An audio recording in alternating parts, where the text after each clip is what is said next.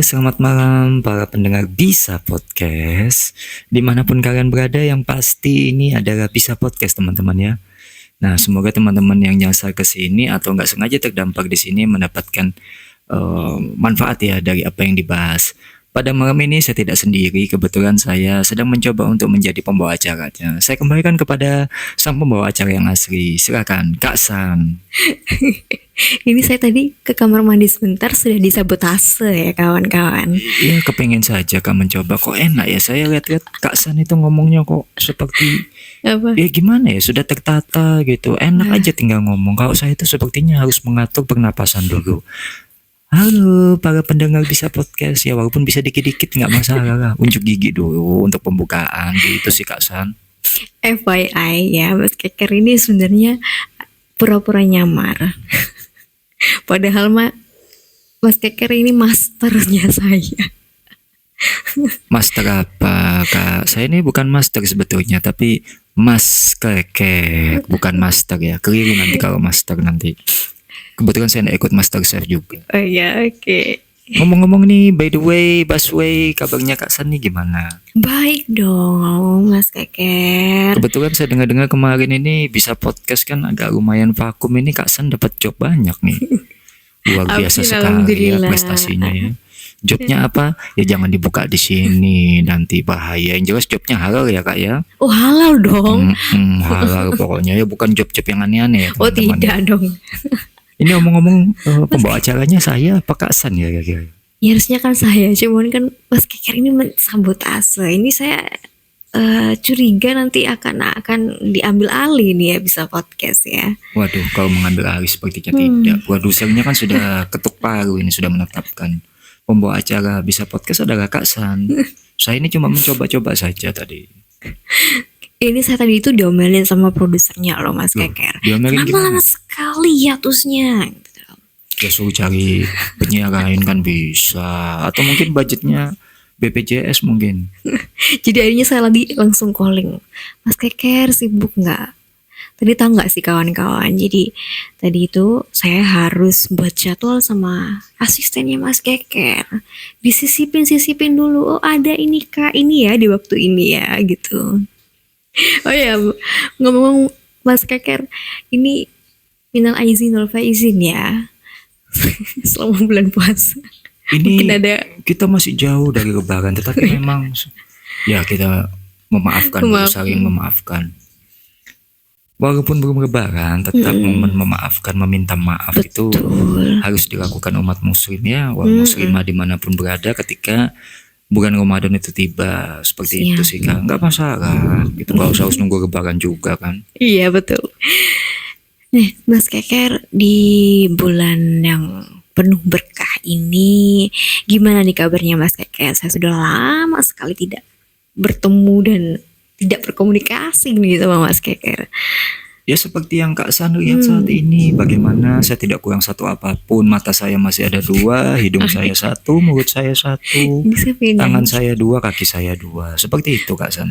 Jantung saya masih satu, belum ada dua. Masih satu. Ginjalnya masih dua ya Mas? Masih dua. Masih alhamdulillah. Oke. Mas Keker, ini sebenarnya kita lagi membahas soal yang sebenarnya mungkin udah kelewat jauh. Cuman gak apa-apa deh buat pembahasan yang mungkin bisa merefresh Bisa Podcast selama beberapa minggu yang udah hiatus dan gak ada konten. Di tahun 2023 ini mungkin yang sudah Mas Keker tahu, yang sudah juga diumumkan oleh Menteri Keuangan maupun Menteri apapun itu, di mana Indonesia ini akan dilanda resesi, yang dimana akan ada banyak mungkin pengangguran, orang-orang pengangguran, banyak juga yang akan karyawan-karyawan yang akan di PHK seperti itu.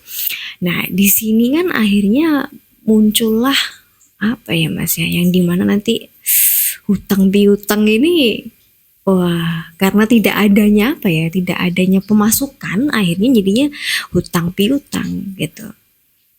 Ini kalau ngomong hutang piutang ini jujur saya bingung Kak ya. Setiap saya diundang ke Bisa Podcast ini jadi pemateri tunggal saat ini ya, kebetulan saya masih ya bisa dikatakan narasumber tunggal. Itu saya selalu bingung mau bahas apa. Karena saya nggak ada persiapan kadang, tapi ya syukurnya kadang saya saya masih bisa menjawab itu aja. Bingung saya. Nah, kebetulan malam ini kalau Kak San bilang hutang piutang ini pembahasannya arahnya kemana ini Kak? Oh, ini arahnya makanya tadi saya bilang bahwa sebenarnya udah kelewat jauh. Cuman emang ya mungkin bisa lah untuk merefresh pembahasan. Kita bahas pinjol gimana Mas Keker? Apapun itu kalau di Bisa Podcast pasti bisa. Oke. Namanya juga Bisa Podcast. Jadi sesuatu yang dibahas harusnya bisa. Bisa dong. Walaupun nanti materinya tidak penuh misalnya Iya, seperti itu. betul. Mas Keker, Ya. pinjol ini atau pinjaman online ini sebenarnya sudah ada mungkin sejak beberapa tahun yang lalu ya Mas ya. Ya.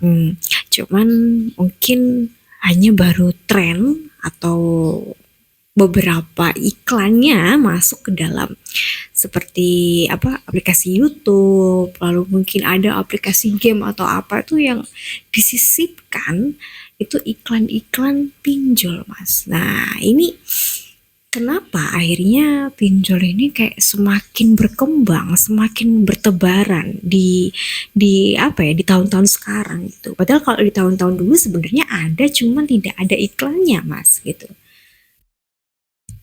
Kalau menurut saya sederhana sih Kak. Pinjol itu ada untuk dihutang dan tidak dibayar. Kebanyakan kalau saya perhatikan fenomena ya seperti di YouTube, Instagram, TikTok itu kadang ada orang bikin video amatir ya. Saya Betul. melihatnya itu ini orang melakukan pinjaman online tapi belum bisa bayar. Saya juga pernah masuk ke salah satu grup Facebook ya. Itu saya lihat di situ percakapannya lucu sekali. Mereka berbagi pengalaman seolah-olah mereka itu mengatakan oh sudah garbay itu gagal bayar Kak ya. Mungkin Oke. teman-teman juga sudah tahu, Kak San juga sudah, cuma saya Iya, perjelas saja. Galbain. Mereka mengatakan garbay di beberapa aplikasi dan mereka juga mencoba lagi di aplikasi lain berhasil dan itu mereka berbagi tips. Nah sekarang kalau kita berbicara tentang fenomena pinjol atau pinjaman online ini sebenarnya bukan fenomenanya, tetapi banyak yang nggak bayar sehingga penagihan itu menumpuk menjadi drama tersendiri di Instagram, di YouTube, di TikTok dan platform-platform video ya seperti itu. Nah, kalau menurut Mas Keker sendiri, dari kacamata Mas Keker, pinjaman online yang menurut Mas Keker, yang Mas Keker tadi bilang bahwa dia itu ada untuk dipinjam oleh uangnya ya, dipinjam limitnya tapi tidak dibayar, itu perlu ada atau tidak sih Mas di Indonesia? Kalau kita berbicara dari dua sisi ya memang satu sisi perlu ada, satu sisinya memang perlu tidak ada. Seperti yang teman-teman ketahui sebelumnya ya. Di tahun 2017-2018an mungkin ya sekitaran tahun itu pinjaman online itu semuanya ilegal Kak. Nggak ada yang legal. Dimana kita tahu penagihannya kasar gitu ya. Iya, Saya pernah menonton video ya kan ada yang teman saya juga pernah terjebak di pinjaman online itu. Ditagih dengan kasar, Bapak Joni kapan ini utangnya dibayar, ini sudah jam segini Pak gitu, dibayar Pak, jangan cuma mau pakai aja. Terus juga sering saya perhatikan ketika ngobrol sama saya dia terima telepon dimatikan, saya tanya kenapa dimatikan, saya bilang gitu, dia jawab ini pinjol, ini akhirnya Kak. Nah Jadi kalau jadi sudah repot jadinya. diteror seperti itu ya Mas ya? Iya diteror dengan kata-kata yang sangat sopan sekali, sangat lembut, nggak kasar Kak, sopan. Sopan. Begitu nadanya juga halus sekali. Maklum ya lulusan kuliah Oxford semua, jadi berbicaranya itu waduh enak sekali intonasinya didengar. Tetapi menginjak tahun 2019-2020 sudah ada memang beberapa aplikasi pinjaman online itu yang sudah diresmikan oleh OJK dan APFI ya waktu itu. Nah, tetapi tetap penyakit kebanyakan masyarakat, saya katakan penyakit ini kenapa? Jangan kata pinjaman online, kita berbicara kita teman aja. Kita pinjam duit, dipinjemin. Tapi waktu ditagih, kalau nggak amnesia, ya lebih galak daripada yang nagih. Betul. Apalagi pinjaman online yang tidak ada jaminan di situ. Iya. Sedangkan orang aja yang gadai BPKB yang ada jaminan, berurusan sama debt collector lapangan yang terkadang kendalanya diancam ditarik Akan lah atau diambil. apa, tapi alhamdulillah banyak sudah debt collector yang ditangkap ya kayak Ditangkap. itu saya bersyukur di situ. Tetapi memang penyakit di masyarakat masih ada, tetap lagi berhutang. Berutang. Dan yang menjadi sangat riskan itu ada salah satu YouTuber Mm-mm. atau konten kreator, nggak usah sebut namanya, saya juga mungkin nggak pantas menyebut namanya, nanti dipikir pansos ya. Dia bikin konten tentang trik menjebol aplikasi pinjaman online ilegal dan dasarnya adalah kata-kata Kominfo, pinjol ilegal tidak usah dibayar karena mereka tidak terdaftar dan tidak memiliki struktur dalam bisnis atau jasa pinjaman online tersebut. Nah, akhirnya dia berbagi tips. Nah, banyak juga tuh komen-komen di YouTube-nya mengatakan, iya bang, saya udah ngikutin bang, berhasil bang, dapat sekian bang, lumayan bang, buat deposit game online yang yang ada unsur judinya itu kak. Oke. Nah, jadi di sini kan saya lihat banyak juga bad influence akhirnya dari pinjaman online ini, selain penagihannya yang kasar, ya memang dari peminjamnya yang nggak kapok. Nanti kalau sudah ditagih, divideokan, dimasukkan ke YouTube, dimasukkan Ke Instagram, TikTok. TikTok, Twitter, Facebook dan segala macam, Iya betul. menunjukkan seolah-olah pinjol itu kejam. Kejam. Sekarang gini deh, kita ngomong, kita berpikir logika aja. Saya nggak usah bawa dasar hukum yang lain dengan fidusia itu nanti nomor sekian lah. Oke. Sekarang begini, pernah nggak pinjaman online itu datang ke rumah Anda menawarkan pinjaman? Logikanya aja dulu deh. Enggak. Mereka memang ada, tapi mereka juga sudah siapkan konsekuensi. Betul. Ini uang juga saya putar untuk bayar karyawan. Kan karyawannya juga butuh makan. Iya. Tetapi memang bagi aplikasi pinjaman online ilegal itu menggunakan kata-kata kasar, intimidasi yang juga merugikan pihak mereka sendiri dan juga pihak nasabah. Pihak pada nasabah, akhirnya. betul. Tetapi nasabahnya juga kebanyakan, saya katakan nakal. Karena merasa, oh ya sudah, data saya sudah disebar, ya udah buat apa saya bayar? Ya memang dia ditunggu. Memang seperti itu. Dia menunggu momentum, dia diancam datanya disebar supaya dia nggak bayar. Iya betul betul. Karena begini, orang lebih baik malu daripada dia nggak pegang duit. Udah, jadi dia bilang gini, andai kata semua kontak yang ada di handphonenya dia yang sudah dibajak ya, atau ketika kita mendaftar itu kan memang biasanya kalau aplikasi pinjaman online resmi itu tidak ada akses kontak kak, yang saya tahu. Tetapi aplikasi pinjaman online ilegal ini itu minta akses kontak. Otomatis semua kontak di situ. Yang ada itu nanti jadi milik mereka. Benar, walaupun itu tidak kita jadikan kontak darurat ketika melakukan aplikasi pinjaman. Betul betul. Nah akhirnya dihubungin. Dia mikir gini, nggak apa-apa semua kontak saya tahu saya berhutang. Itu juga bukan mereka yang bayar. Nah ini kan jadi penyakit. Nah itu oke. Pernah nggak mereka datang gitu? Mereka kan cuma memberikan penawaran. Silakan pinjam di kami, tetapi ada konsekuensinya. Ya, siapa yang suruh pinjam kalau nggak bisa bayar? Nggak bisa bayar. Giliran nggak bisa bayar, nangis-nangis. Nangis. Nah menurut Kak San sendiri, kira-kira sikap seperti itu dibenarkan tidak? Tidak. Tidak kan? Tidak. Tapi bukan kita membela pinjaman online-nya ya. Tidak juga. Kita juga harus melihat, ini kan kita pinjaman online ini sebetulnya kan membantu. Betul. Kalau kita berbicara dari sisi positifnya, dia membantu. Dia Mereka itu membantu. hadir untuk membantu orang-orang yang butuh dana instan, dana cepat, yang tidak memiliki jaminan berupa PPKB atau barang elektronik yang bisa digadai di pegadaian kan, Atau ada surat rumah kayak gitu. ya, tidak punya emas misalnya. Betul. Tapi mereka cuma jaminkan KTP. TP. Dan juga nomor handphone, nomor kontak darurat. Kan enak dapat kepercayaan Ya. berapa ratus ribu, berapa juta, Berapa belasan juta? Iya.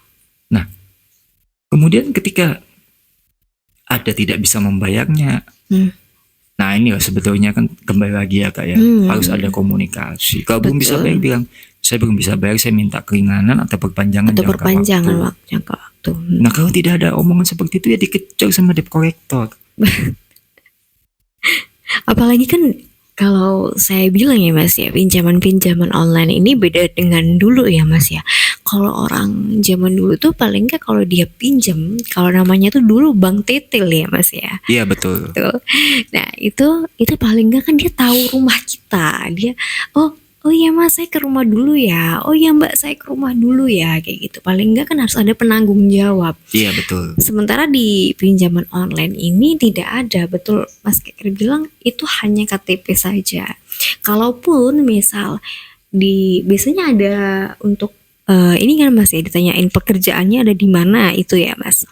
Kalaupun itu misalnya kita samarkan, intinya kita bohongi lah Mas ya. Iya. Pinjaman online itu pun mereka kan juga tidak tahu ya Mas ya. Tidak tahu. Betul. Nah itu ya jadi ini juga sih Mas, jadi konflik gitu. Iya, jadi kan Jadi kalau misalnya mereka yang ditagih dengan kasar sama debt collector dikiranya kayak tidak manusiawi, tidak memanusiakan manusia. iya. Kembali lagi, makanya ini adalah kebutuhan kayak. Betul. Kebutuhan ini memang sifatnya ya adalah konsumtif. Nah, ini ada suatu pengalaman. Saya punya kenalan yang kebetulan punya kenalan lagi. Banyak Ya, kayak intinya kenalannya Mas Keker. kenalan saya Oke. seperti itu. Ya, jadi dia itu masih kuliah pada saat itu. Tapi bisa ACC. Jadi data yang dia kasih itu palsu semua, itu bisa di ACC di pinjaman online. Sebenarnya gini, Oh, kita lihat begitu mudahnya kan mendapatkan kepercayaan dari pinjaman online. betul. Tetapi ketika giliran bayar tidak mau bayar, nah sebenarnya gini, kasihan orang-orang yang betulan membutuhkan, yang benar-benar sekali sangat membutuhkan, dan dia memang niat untuk membayar. Ketika dia mengajukan ditolak, akibat apa? Karena banyaknya orang-orang sebelum dia yang melakukan peminjaman atau pengajuan pinjaman, banyak yang tidak bayar. Iya. Jadi uang tidak bisa diputar. Betul.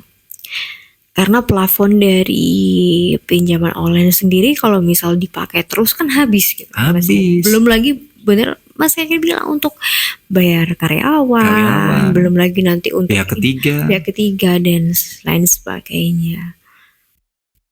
Nah kalau menurut Mas Keker, misalnya nih, Mas Keker kalau dari pihaknya pinjaman online sendiri, Mas Keker ini mengharapkan ini peminjamnya itu seperti apa sih Mas? Yang pasti bertanggung jawab. Kalau memang belum bisa bayar ketika dihubungi, ya paling enggak konfirmasi, angkat telepon dari karyawan, katakan saya belum bisa bayar, ayo kita ketemu, kita ngomong enak-enak, atau dalam bahasa hukumnya itu mediasi, ya kan? Betul. Nanti akan ketemu solusinya. Nah sekarang enggak, kucing-kucingan Kak.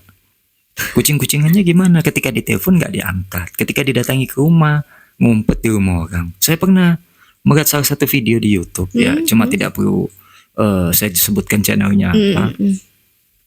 Dia datangin, dia ngerekam debt collector itu, ngakunya dari Kredivo. Saya sebut aja namanya, mereknya. Iya.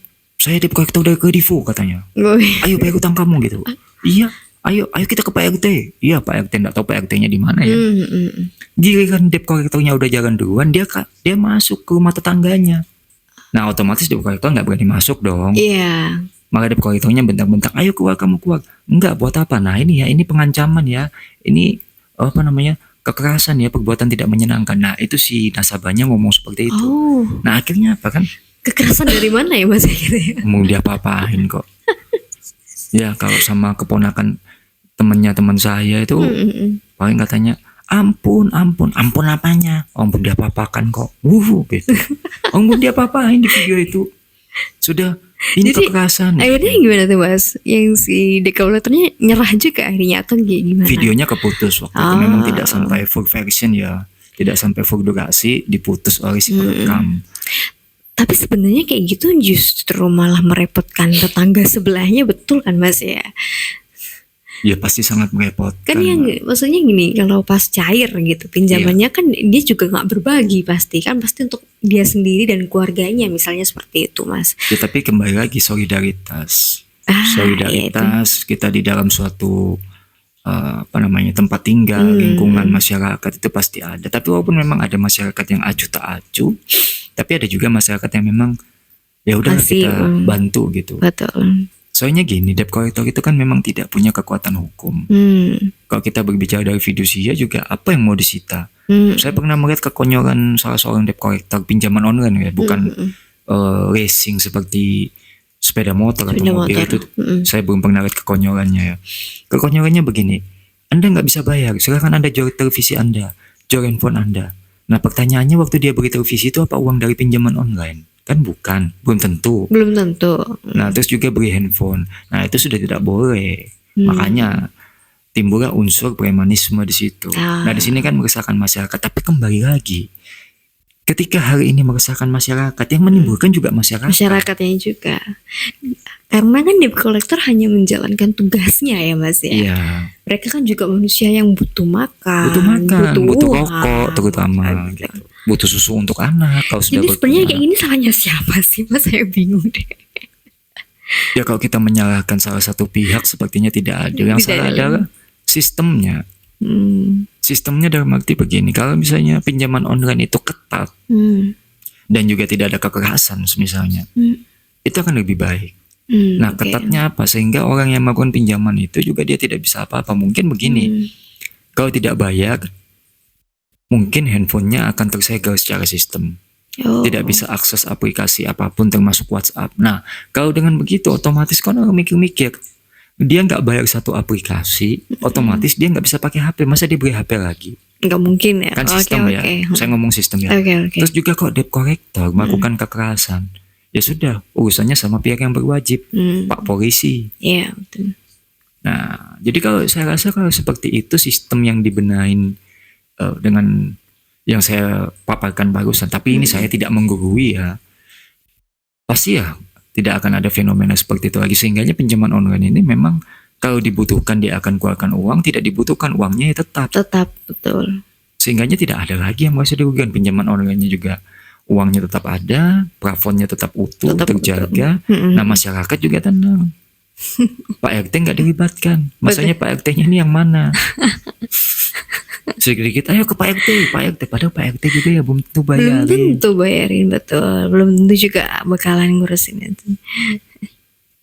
Nah tips ya, saya bagi tips sedikit aja untuk Boleh, boleh, boleh. teman-teman yang masih terjebak di pinjaman online. Itu sebenarnya gini, kayak saya sempat baca di artikel online ya beberapa waktu yang lalu, tepatnya di kota Surabaya itu ada beberapa menelan korban nggak? Oh, Korban yang jiwa sampai. dalam arti bunuh diri, Oh, aduh. meninggalkan surat, Hmm. gantung diri dan segala macam. Karena apa? Setelah ditelisik pinjaman online, sebetulnya kan sayang sekali Agak. ketika meninggal harus meninggalkan hutang. Meninggalkan utang. Nah, apakah kalau misalnya kita sama teman, sama keluarga, mungkin dengan berat hati ada di antara mereka mengikhlaskan. Mengikhlaskan. Kalau dalam ajaran agama Islam, ketika diikhlaskan, ya itu nanti kan dihisapnya nanti berbeda. Tetapi kalau pinjaman online, dia dapat kabar si A meninggal bunuh diri karena kita tagih, dia akhirnya stres terus bunuh diri. Kira-kira apa mereka mengikhlaskan? Enggak. Nah kan yang akan jadi sengsara adalah ruh tadi, Iya, ruh dari orang yang meninggalkan jasadnya tadi. Nah saran saya, jangan pernah takut. Mereka itu juga manusia kok. Debt collector itu manusia. Ketika datang, Hmm. jamulah seperti tamu. Selama mereka juga datangnya baik-baik ya. Baik-baik. Persilakan betul. masuk. Kalau ada misalnya teh pucuk, kasih teh pucuk. Nggak ada teh pucuk ya dikasih air putih. Ini iklan boleh masuk ya? Boleh teh pucuk boleh sponsor kamu aku bisa podcast. Seger. Kalau misalnya punya kacang 2 kelinci kasih kacang 2 kelinci. Ngomong kan enak-enak. Hmm. Nah terus juga tanya. Teman-teman ini terkadang saya perhatikan Kak ya. Hmm. Lupa satu hal. Tanya. Anda dari mana? Misalnya saya dari Indodana, saya dari Kredivo, saya dari Shopee Paylater, saya dari tetek bengek lainnya. Hmm. Tanya identitas Anda mana yang pertama. Oh, betul. Kedua surat tugas. Surat tugas ya. Iya kan? Surat tugas kadang bisa diakalin, bisa dipalsuin. Ketiga, profesi. Surat profesi, keterangan profesi bahwa dia memang seorang debt collector. Itu nggak bisa juga tidak dibawa, itu harus dibawa. Hmm. Nah yang keempat adalah tunggakan dari debitur atau nasabah yang dia datangi. Datangi. Bukan cuma sekedar datang, tapi misalnya, Ayo loh, bayar kayak ayo gitu. bayar, gimana Iya. suratnya, hutang saya berapa? Berapa? Harus ada, oh atas nama Joni misalnya, atas nama Cahyo misalnya, ya kan? Hmm. Terus tunjukin, kalau bisa di surat itu harus ada fotokopi KTP si peminjam, Si peminjam. debitur si nasabah itu beserta rincian hutangnya. Nah itu baru resmi. Wah, Nah kita ajak ngomong baik-baik, saya belum punya uang. Jadi jangan takut, mereka bukan malaikat pencabut nyawa kok. Betul. Mereka juga bukan pembunuh bayaran yang ketika datang mereka pulang nyawa kita hilang. Enggak. Seru. Nah seperti itu. Jadi tipsnya adalah jangan pernah takut. Hmm. Karena kan kita juga negara hukum, Mm-mm. kalau ada kekerasan kita bisa lapor ke polisian, ya kan? Ya, betul. Jadi nggak perlu takut seperti itu sampai akhirnya memilih jalan pintas untuk bunuh diri. Bunuh diri yang juga tidak menyelesaikan masalahnya ya Mas Keker ya. Iya. Maka kayaknya dihisapnya nanti beda kalau kita berbicara tentang agama ya. Agama, iya betul. Seperti itu sih Kak yang bisa saya paparkan gitu. Semoga ini juga nanti perbincangan kita malam ini membawa manfaat ya kepada teman-teman bisa Ya, podcast yang mendengarkan. harus dong. Iya Mas Keker sepertinya banyak sekali ya punya pengalaman dengan pinjol ini. Jangan-jangan pernah terjerat pinjol atau gimana nih Mas Keker? Kebetulan teman-teman saya langganan Oh langganan. dan minta Oke, saran oke. kepada saya baiknya gimana saya saranin, tapi tetap sih saya ingatkan ketika Anda ada dana atau ada uang, tolong dibayar. Dia bayar. Ya terlepas itu memang riba, terlepas itu bunganya besar. Ya itu risiko ketika kita meminjam. Betul Mas. Ya kalau kita logikakan, kita berbicara logika di sini ya. Karena menurut saya logika adalah paling unsur yang mudah untuk kita timbang bersama. Anda menikah, menjalin hubungan. Otomatis ketika Anda sebagai laki-laki, ya Anda harus bertanggung jawab memenuhi kebutuhan rumah tangga. Kan seperti itu. Betul. Bagaimanapun caranya mau Anda jadi pekerja apa, pokoknya yang halal atau haram ya pasti Anda akan berusaha. Nah begitu juga dengan pinjaman online. Ya harus bagaimana dibicarakan baik-baik sampai bisa lunas. Sampai bisa lunas, betul. Meskipun itu bunganya besar dan kita juga agak lunasinya kayak males gitu ya Mas ya. Iya risiko kan. Jadi jangan sampai nanti meninggalkan jejak keburukan seperti itu. Oke. Wah, ini lama tidak ngobrol dengan Mas Keker. Tidak terasa Sekalinya juga ngobrol, ini. wah panjang sekali. Ini bisa sejam ini kalau lama lagi. Iya durasinya nanti kan berlebih nanti. Durasi. Ini Gak sesuai nanti yang saya bawa pulang ini kotak martabaknya ini. Oke, sekian dulu kawan-kawan bisa podcast. Senang sekali saya rasanya hari ini setelah lama tidak ngonten, setelah lama semedi di gunung dan akhirnya turun gunung dan bisa ngobrol-ngobrol dengan Mas Keker, bisa ngobrol-ngobrol dan berbagi tips tentunya.